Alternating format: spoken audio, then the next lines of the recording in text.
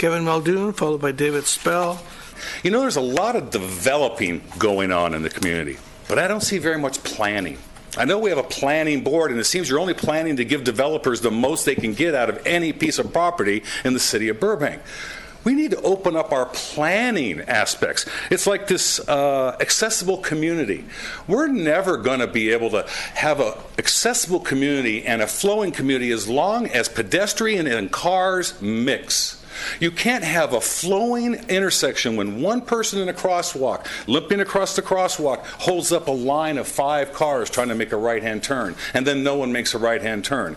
We have to plan separation of pedestrians and developments. Why this development in IKEA doesn't have a crossover bridge to the development on the other side of San Fernando instead of pedestrians crossing? The plan is to close San Fernando and put a paseo in. That should be used for deliveries and entrance to the new apartments instead of up on First Street across from the school. So I see a huge lack of overall planning. And as far as community accessibility, I try to walk. You ever try to cross Glen Oaks at Alameda? They want you to stop in the middle and wait for the next light. There's a little island there. How someone in a wheelchair gets across Glen Oaks and Alameda is beyond me.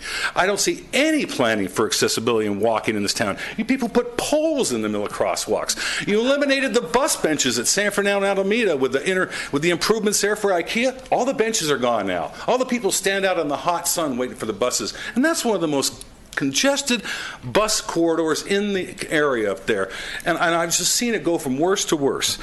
And also in the development. Are we, in these developments, being required to have a rideshare drop-off location, a dedicated rideshare drop-off location?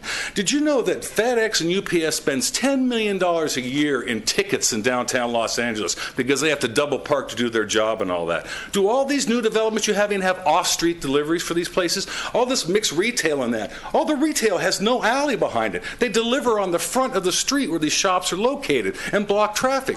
Are we planning this?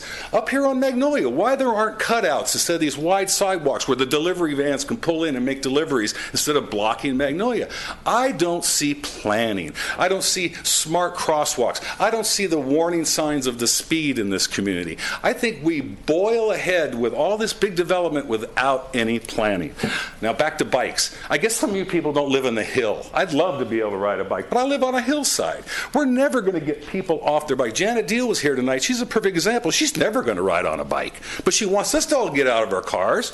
People are not going to take bikes seriously. As recreation, great. Let's make all the recreational bike paths we can put together in this city so on the weekends I can get to Griffith Park and go downtown to Chinatown and visit things like that.